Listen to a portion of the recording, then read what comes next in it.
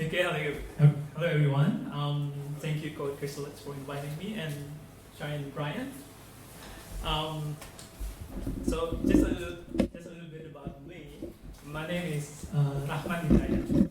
I know it's kind of hard to pronounce my name, so people sometimes call me Ribbit, which sounds like a frog, but that's okay. And in Japan, people call me Rafumato, or Raf for short. I've been living in 4 countries at the moment for in the span of 10 years, and I've always worked in marketing / creative / technology related industries. And at the moment, I'm the technical lead for TPW Hakodo. It's kind of hard to divide, but I do programming, creative execution strategy, and business development. So on the video behind that, that's the work that I've done in these past years. So today I would like to talk about how to utilize AI within the marketing industry. So who's here work for a marketing related industry and has used AI of some sort? I use AI but not in marketing. Okay, that's cool. So thank you very much for that. So let's begin with Cannes, which is the largest international festival of creativity and advertising events in the world. There was a few interesting trends that came out from some of the winners. For instance, like 743 Cannes Lions winners were analyzing message idea executions framework, and 10% of the winners had AI as part of their campaigns. Another interesting insights of Cannes. So the main uses of AI were voice recognitions and computer visions and text analysis. And this year Cannes, which is going to be held on June, the trend will be rising. So let's look at this data, which came from GumGum. As you can see, the numbers are quite interesting as well. So 68% of chief marketing officers report that their company is currently selling using and planning business using AI. 60% of organizations recently surveyed by Tata Consultancy Services use AI to increase media buying and so on. So needless to say that AI is very important within the marketing industries. But what AI is good for in marketing? So there are 4 typical AI components that people use for marketing. It's optimizations, segmentations, targeting, and experience. And of course, this is the moment that people use that might evolve in the future. So to understand that, let's go through a few case studies. The first 2 components is optimization and segmentations. So the reason I choose those 2 simultaneously is that the case study that I'm about to show you involves both components that complete each other. So for this case study, it's harder than they increased their conversion rate for more than 2,000%, which there's a pretty long story behind this. But ultimately, their system began by analyzing existing customer data. Then they isolate those 3 customers within 4 categories. So those who either had completed a purchase, added an item to an online cart, viewed website content, and the top 25% of customers spends time on their websites. And using this information, the assistant identified lookalikes from any potential customers who resembled the past customer characteristics.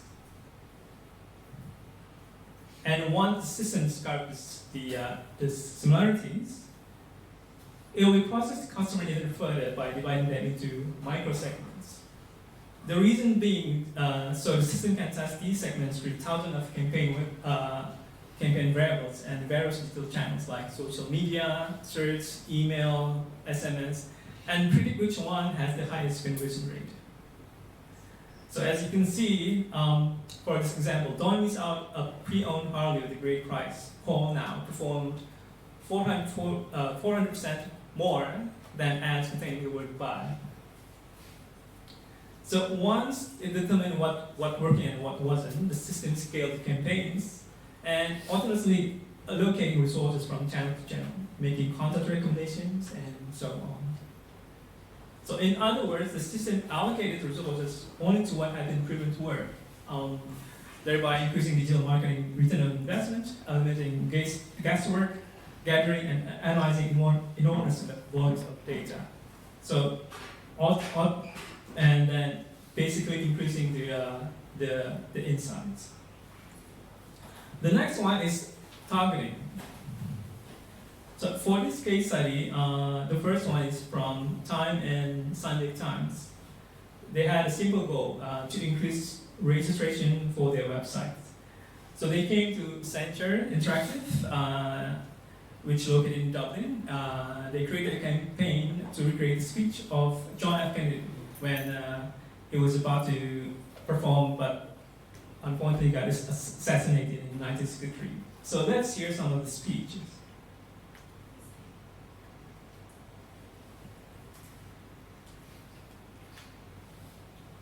In a world of conflict and continual problems, in a world full of frustrations and irritations, Americans' leadership must be guided by the lights of learning and reason. So it's a bit long, but the last speech was created by feeding an AI system with 831 voice systems of JFK's speeches and interviews. And this campaign generated 4,500 registrations for the Times and the Sunday Times. The next case study is this one. So I believe in general in depth, but in depth of Dali, absolutely not. It was a quote taken from Salvador Dali, and it was the main concept of Dali Life exhibitions. The museum collaborated with an agency called Goodbye Silverstein and Partners. They used 6,000 frames and 1,000 hours of machine learning to train Dali expressions. So let's watch just a little bit of the clip.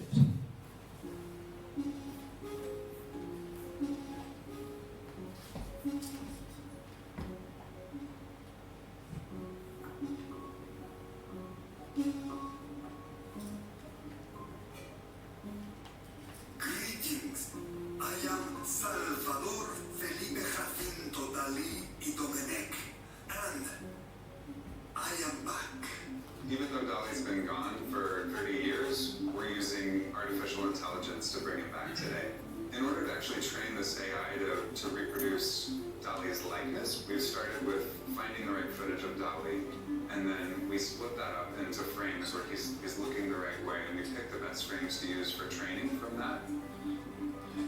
Our system learns exactly what he looks like and how his mouth moves and how his eyes move and his eyebrows and every little detail about what makes Dali Dali. This is actually a recreated version of Dali. It's not a person playing Dali with makeup. It is actually Dali. We're very careful to use his words, so that you learn a lot about what he thought and the way he thought.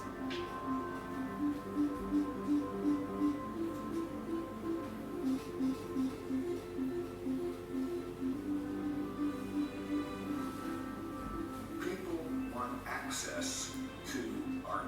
They want a way in. It could be through technology, through learning about the artist.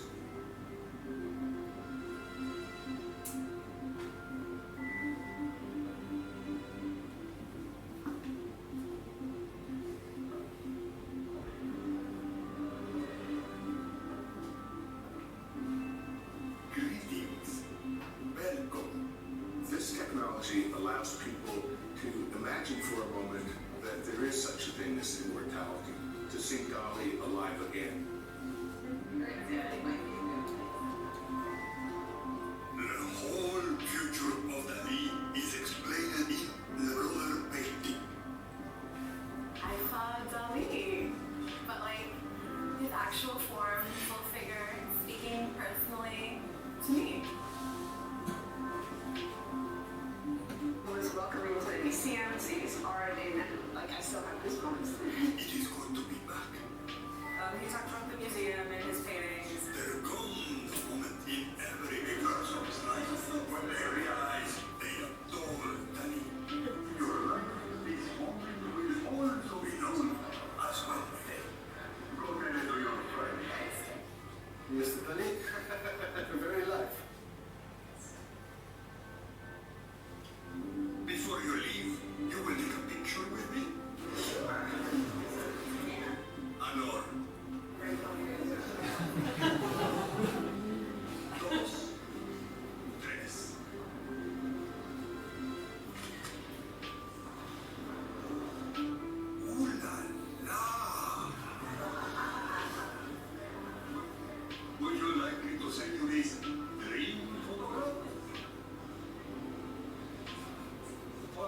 instructions.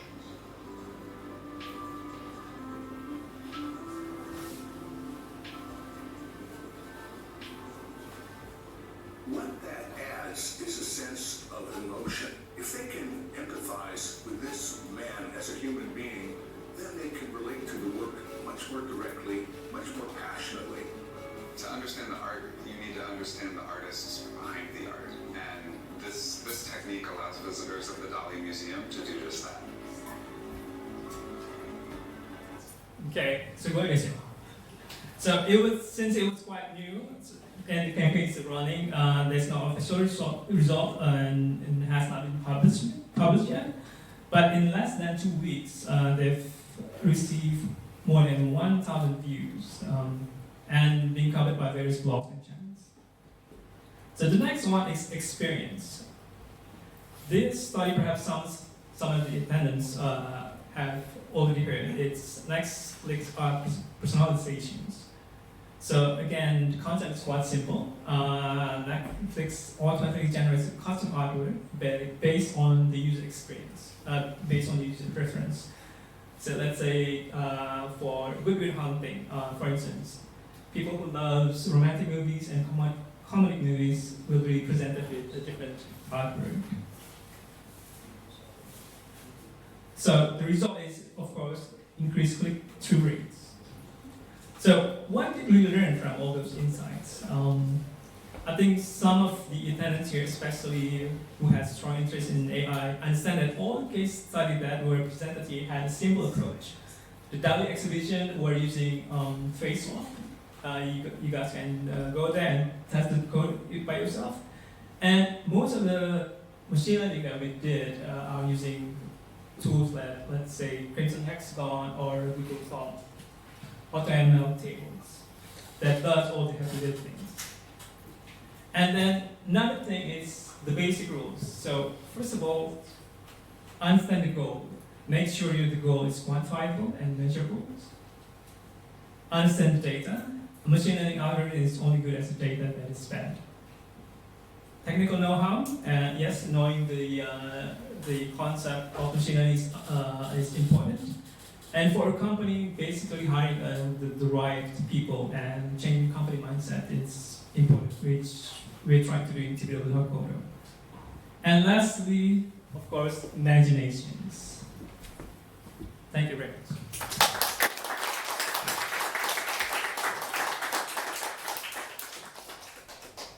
Thank you so much for the talk. I would love to take a selfie with Salvador Dali myself. Next, I would like to welcome our Takahiro from Mighty Hive, who is actually also